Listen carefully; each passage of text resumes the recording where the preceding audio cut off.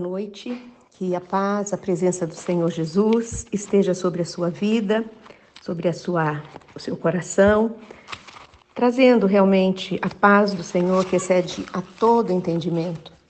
Quando ninguém imagina que você está passando algo tão difícil, quando ninguém sabe o que está se passando dentro de você, nas suas preocupações, quando você acorda à noite, ninguém sabe o que você está passando, mas o Senhor sabe e Ele quer te ajudar. Ele quer trazer alívio para o teu coração cansado, Ele quer trazer sossego para a tua alma inquieta, Ele quer trazer cura para o teu físico, para o teu coração, para os teus sentimentos. Você crê nisso? Hoje nós estamos no nosso terceiro dia de propósito de oração e jejum. Como eu já falei no primeiro dia, tem muitas pessoas que estão entrando, então eu preciso explicar novamente o que é esse propósito de oração e jejum. É um livro, gente, que eu faço, uma vez por ano eu faço esse propósito de oração. É um livro antigo que eu tenho, do pastor Edson Queiroz. Ele está fora já, ele não tem edição mais dele. E ele é uma bênção na minha vida. E uma vez por ano eu tiro 40 dias, né? Depende do que Deus me orienta, uma vez por ano, 2 vezes, para fazer esse livro. Então nós vamos caminhar juntos 40 dias. Hoje já é o nosso terceiro dia. É um propósito de oração e jejum. Então, como é jejum? Você que não entende ainda o que é jejum, eu vou explicar um pouquinho para você. Jejum, a palavra nos ensina, né? Quando Jesus foi tentado, quando Jesus teve aquele encontro com o diabo, Jesus estava em jejum para nos ensinar que tem situações na nossa vida, situações que estão difíceis de ser resolvidas, situações que são grandes para você. É necessário que você se renda ao Senhor Jesus através do jejum. Precisa ficar muito claro que jejum não é sacrifício, não é penitência, porque o Senhor não se agrada disso. A Bíblia deixa bem claro, sacrifício quem fez por nós foi Jesus. E nós não temos nenhum sacrifício que nós possamos fazer que se iguale àquilo que Ele fez. Mas nós podemos sim tirar uma refeição, tirar um alimento, né, do nosso dia e dedicarmos aquele alimento ou aquela refeição para o Senhor. Se você tirar o alimento e você não orar, você estará fazendo um regime alimentar. Portanto, nesses 40 dias, nós precisamos orar mais, ajoelhar 2, 3 vezes por dia, colocar diante de Deus os teus pedidos e tirar esse alimento ou uma refeição. Caso você não tenha entendido ainda, pode entrar no meu particular que eu te explico. Então, o primeiro dia, nós já falamos, vou só recordar com vocês, nós falamos sobre o Salmo 42, que diz que nós precisamos de Deus, que nós temos sede de Deus, como a corça necessita, né, das águas, nós necessitamos de Deus. O segundo dia do nosso jejum foi Deus me ama. Fala do amor que Deus Pai nos concedeu, nos transformando de criatura a filhos. Por isso nós podemos confiar nele. E hoje, o nosso terceiro dia, o tema de hoje é Deus quer falar comigo. Vamos ler então o nosso texto. Primeiro eu queria ler para você o seguinte, essas palavras, né, que aqui é Jesus que está falando, que eu estou falando para você, não são coisas supérfluas, coisas que você não precisa prestar muita atenção, mas o Senhor está falando que são coisas importantíssimas, porque elas acrescentarão vida na sua vida, ou essas palavras vão mudar você. Essas palavras que nós vamos ler hoje na Bíblia, elas são fundamentais para você construir a sua vida espiritual, a sua vida emocional, a sua vida física. Você precisa dessas palavras. Se você aplicar essas palavras que nós vamos ler em sua vida, você será como um engenheiro, né, um arquiteto, né, inteligente, que construiu a sua casa sobre uma rocha. Quando os arquitetos, eu tenho um filho, né, que é engenheiro, e eu sei como que como é trabalhoso começar uma construção. Muitas vezes, quando ele está fazendo a fundação, eu vou lá olhar, né, tem que furar profundamente até encontrar o quê? Terra firme, para fazer a fundação daquela casa. né? E meu filho, ele se empenha nisso, ele traz as melhores equipes para fazer a melhor fundação, porque ele sabe que aquilo vai resultar na estrutura da casa. E assim é conosco. É isso que a palavra de Deus vai nos ensinar. Se você quer ter uma família estruturada, uma casa estruturada, você precisa fazer uma fundação para a sua família. E essa fundação tem nome, se chama Jesus Cristo, a rocha. Abra sua Bíblia depois. Quando nós terminarmos aqui de ler, de fazer o propósito, você precisa se ajoelhar imediatamente. Ajoelha, pegue uma agenda, marca as necessidades que você vai levar diante de Deus, os seus pedidos, né? E ore a Deus, ore a Deus. Então, e leia também, né, na Bíblia, é isso que eu ia falar. Marca o texto de hoje, Mateus 7, 24 a 27. E diz assim, Mateus 7, 24. Todo aquele, pois, que ouve estas minhas palavras, né, as palavras da Bíblia, e as pratica, será comparado a um homem prudente que edificou a sua casa sobre a rocha. Nós vamos ver nesses 4 versículos, 4 versículos, a conclusão do Sermão do Monte. É algo assim muito precioso, tudo que nós vamos ouvir hoje aqui. Então ele está falando no primeiro versículo que se você ouvir a palavra de Deus, não só ouvir, mas praticar, diga comigo, praticar. Você será comparado a um homem, a um arquiteto prudente, um engenheiro prudente que edificou a sua vida sobre a rocha, que é Jesus Cristo, né? O sábio, o Deus da nossa vida. Nós vemos também aqui o versículo 25, diz o seguinte: E caiu a chuva, transbordaram os rios, sopraram os ventos e deram com ímpeto contra aquela casa.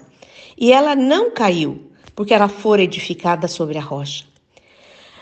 Quando você coloca a sua vida, sua família na rocha que é Jesus, as chuvas fortes virão, as águas transbordarão os rios, problemas virão, os ventos serão fortes também na sua vida, na sua família, mas aquela casa não vai cair, porque ela está edificada sobre a rocha que é Jesus. Com Jesus, nós resistimos à ação devastadora do tempo, da eternidade, das provações, das tentações, do julgamento. Os lares são desfeitos hoje, por quê? Porque não tem uma fundação em Jesus Cristo, porque o casal não está firmado na rocha. Muitas vezes a mulher está firmada, mas o marido não está firmado e ele vacila. E aí a sua casa pode sim ser desmoronada. Mas a palavra de Deus está nos garantindo hoje que se você estiver firmado na rocha, pode vir as chuvas fortes, as tempestades, os ventos fortes, e a sua família resistirá. Amém, aleluia, glória a Deus. Coloque seus filhos, ore por eles. Coloque eles firmados na rocha. Abençoa seus filhos, abençoa seus netos, abençoa seu marido, abençoa sua esposa, para que a sua família esteja firmada nessa rocha. Versículo 26 diz assim: E todo aquele que ouve estas minhas palavras e não pratica. Ouvir a palavra é uma coisa, praticar é outra coisa. Quem ouve? Tem gente que ouve a palavra, vai no Ministério Café com Fé, ouve na internet, mas não pratica. Quem não pratica será comparado a um homem insensato, imprudente, não inteligente, eu posso dizer assim, que edificou a sua casa sobre a areia. Quem edifica a sua casa sobre a areia é como um insensato, um homem que não tem sabedoria, que constrói a sua vida, a sua família, sobre alicerces humanos. Como nós temos visto isso? Como eu tenho encontrado mulheres com famílias destruídas, destroçadas, porque construíram a família em cima de alicerces humanos, como dinheiro, cultura, fama, títulos, que são como areia e não resistem às intempéries da vida, às investidas do inimigo, às enfermidades, às calamidades que vêm sobre a nossa vida. Porque nós estamos no mundo, nós sofreremos tudo o que acontece com outras pessoas, pode acontecer conosco. Mas se nós estivermos firmados na rocha, nós sobreviveremos. Eu declaro isso sobre a tua vida que está ouvindo esse propósito há quanto tempo? Saia dessa destruição que você está. Eleja Jesus hoje como o alicerce da sua vida, da sua casa e da sua família.